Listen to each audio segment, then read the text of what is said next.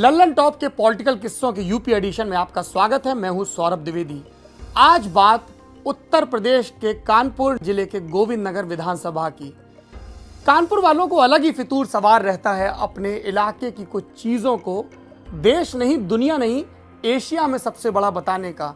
उनका mall Asia का सबसे बड़ा मॉल, उनकी लेबर कॉलोनी एशिया की सबसे बड़ी कॉलोनी, और कानपुर की गोविंद नगर विधानसभा कनपुरियों के दावों की माने तो एशिया की सबसे बड़ी विधानसभा।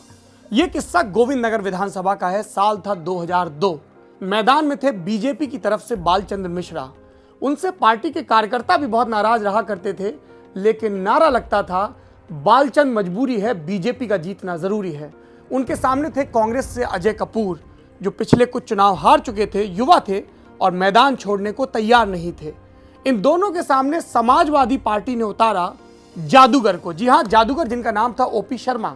ओपी शर्मा को चुनावी भाषण देना नहीं आता था, तो इस काम के लिए उन्होंने एक कार्यकर्ता को रखा था। कार्यकर्ता भाषण देता था, नेताजी की खूबियां गिनाता था और फिर कहता था कि अब हमारे प्रत्याशी आपको एक आइटम दिखाएंगे।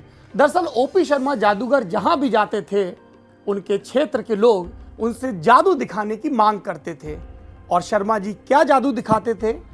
वो एक थैली लेते थे, उसमें विपक्षी पार्टियों के झंडे, कांग्रेस के, बसपा के, भाजपा के झंडे बंद कर दिया करते थे।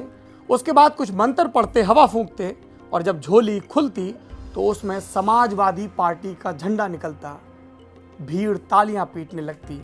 लेकिन ये जरूरी तो नहीं कि तालियां पीटने वाली भीड़ आपको वोट भी दे।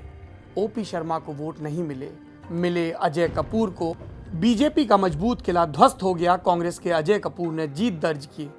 उसके बाद से कांग्रेस का चाहे उत्थान हो रहा हो या पतन, अजय कपूर लगातार चुनाव जीत रहे हैं। बालचंद्र मिश्र राजनीतिक वनवास में चले गए हैं और सपा एक हाजी मुश्ताक सोलंकी और फिर उनके बेटे हाजी इरफान सोलंकी की सीट को छोड़कर अब तक कानपुर नगर में अपना खाता नहीं खोल पाई है। thelallanTop.com पर उत्तर प्रदेश की चुनावी राजनीति के एक और मजेदार किस्से के साथ हम फिर हाजिर होंगे। शुक्रिया।